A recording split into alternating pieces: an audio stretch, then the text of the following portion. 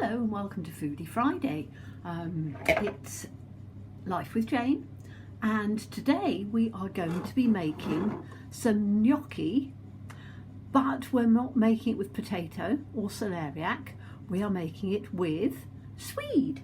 So I was turning around and telling you about doing my cheesy swede or cheesy vegetable, and we were talking about swedes. And over Christmas time, it's been really good because they've been doing swedes for a whole swede for 15p. So I shall show you the one that I've got. Here we go.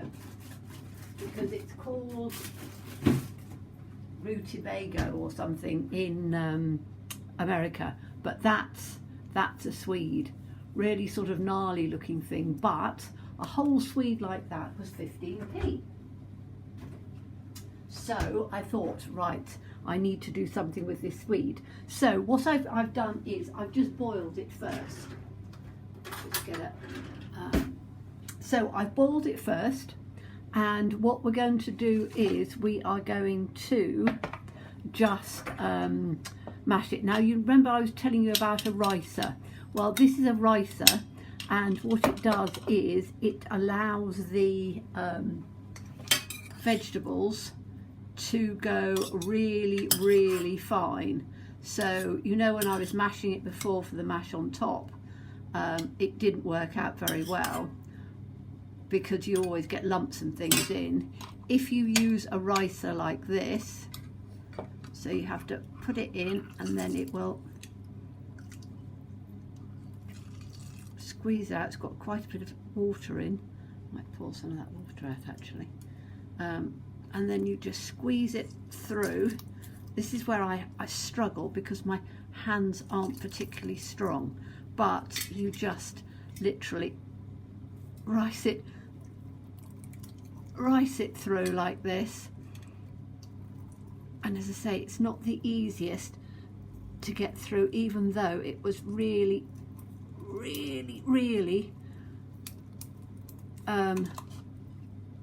fine. So it's not, as I say, the easiest. If you've got good hands, then it's fairly easy. If you have hands like mine, which are about as weak as a weak thing, it is quite difficult. So you have to really push it through, but you will get it really fine. Okay, so what I'm going to do is I'm going to put some of this back in. So that's what a ricer is.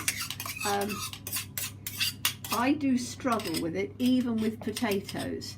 And obviously this is a root vegetable, so it has more fibre in it, which is actually really good because it's good for you. But I'm just going to put this in here for now, and I'm going to do it with a masher. So we're going to take that. That's how it comes with a ricer. This is going to be doing it with just a masher, and as long as I get it quite fine, it should be all right. And you can see on here that this is far easier for me and my hands. So if you've got strong hands and you have a ricer, use a ricer. If you want to use an electronic food processor or a blender or something like that to get it really smooth, you can do. I'm quite happy to just literally mash it up because I don't mind if there's the odd little lumpy bit in there, because for me it just adds a little bit more texture to it. So, and not everybody has electronic things, so you know, I tend to not use any electronic things, and I tend to do it like that. So I'm going to bring my bowl back in on here, and I'm just going to add this to this so you can see it is. Oops. You see, I can't even hold a saucepan up very easily because my hands are too weak. So that's me just because my wrists and my hands are not particularly strong. So if your hands are strong, you won't have a problem using a ricer. I very rarely use it now because my hands are just too weak. So we now have all of our, just going to mix that one in as well, all of our mashed swede in there, a bit that fell over the top. Okay, and now we're going to add some flour. So depending on the size, you want so I'm going to put 7 ounces, 7 spoonfuls. So 1, 2, 3, 4, 5, 6, 7. Okay, so that's 7 spoonfuls of flour. And then I've got some herbs. So I've just got some mixed herbs. You can put in basically what you want. So I'm just going to have, I don't know, teaspoon or so. Quite like herbs. I've got a little bit of garlic pepper, which is quite nice. I'm not going to add quite as much as that.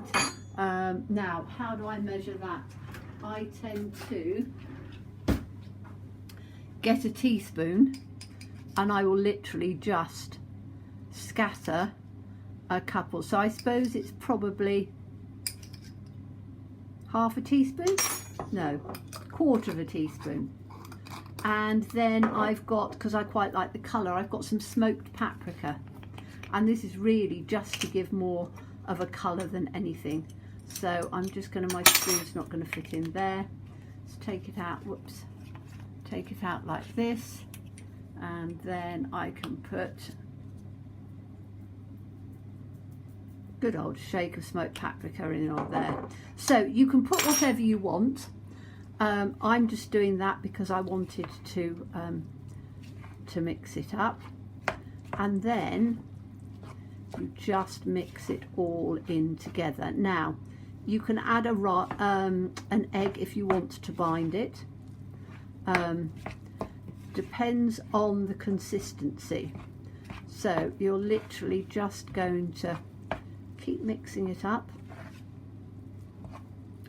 Try not to over work it, because the more you work it, the more the gluten in the flour will make it thick, if you see what I mean. You want it quite soft, but you don't want it so soft that it's going to be like really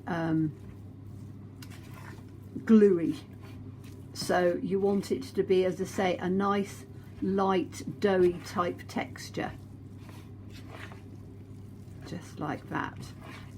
And just keep sort of mixing it round. Now I might even just add, if you see on there the texture, I need to add a little bit more flour because it's a little bit too and that's, again, it depends on the size of your swede. So I'm adding another spoonful of flour on there, and that should, that's better. You can actually feel as you mix it how it reacts. So you want it soft, but you don't want it so soft that you can't really work with it. So I need to just get myself a little knife, clean this off of here. Now you can put this in the freezer. You can use it, put it in the fridge. If you put it in the freezer, it will last for a month or so. But you want to just, that's your dough. And then what you're going to do is, you're going to, now normally I will leave it to cool, so I'll put it in the fridge and leave it to cool a bit. I'm just going to show you how to do the first couple, and then I will put it in the fridge to cool before I use it myself. So what we need to do is we need to have a floured surface. So I'm just putting it on here. So you want to put a little bit of flour. Now I know some people have turned around and said about my hair, this is actually from the National Trust. So I got this from a shop which is a bit like the, well, it's a National Trust shop, and I got it so I could, because I love hairs. Okay, so you're going to take this off and you're just going to put it down on here. Now it will be quite sticky, but you just need to roll it round in the flour a bit and then roll it out to make a sausage. So mine's very warm at the moment, and that's why you should really wait for it to get a bit cooler.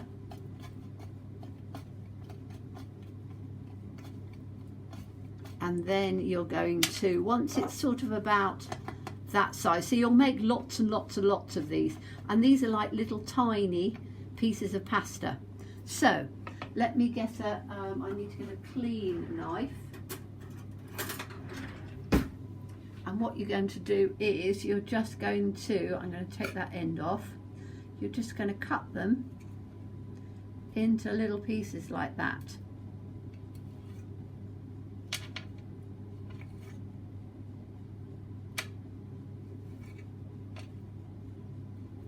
Okay, so you're going to have lots and lots and lots of little pieces like that.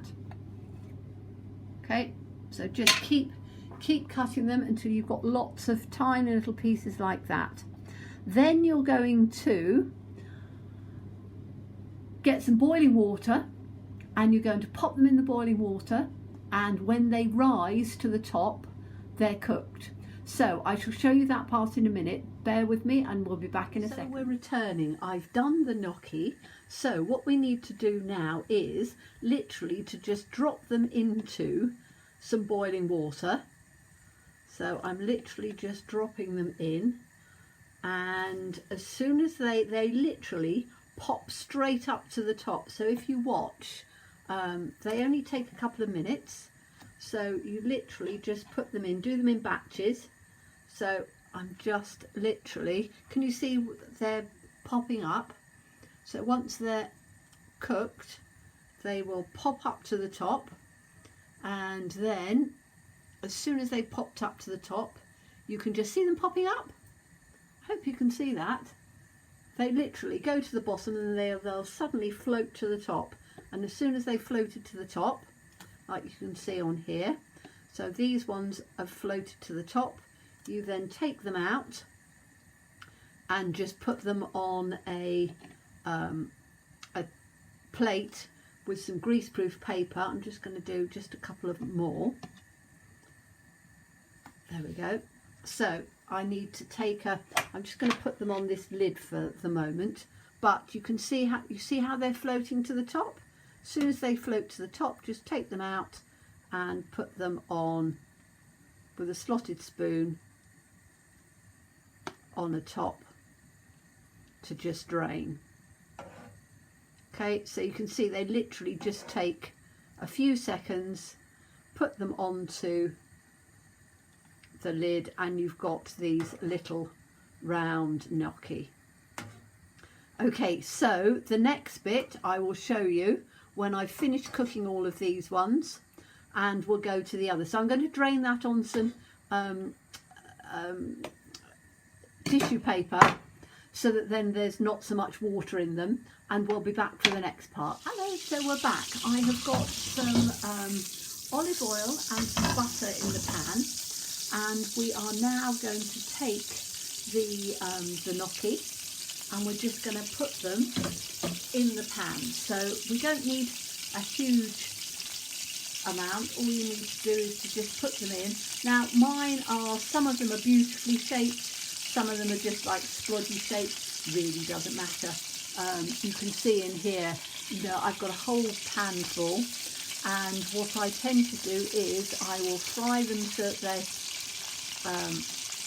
are beautiful and golden, and then I will just do what I want for you know, a couple of meals. And as I say, some of these are the ones that I did to start off with. So these are the beautifully shaped ones. Some of these other ones aren't as beautiful because I have not done. So let's put some, I'm going to put a few beautiful ones in, because you know what I'm like. I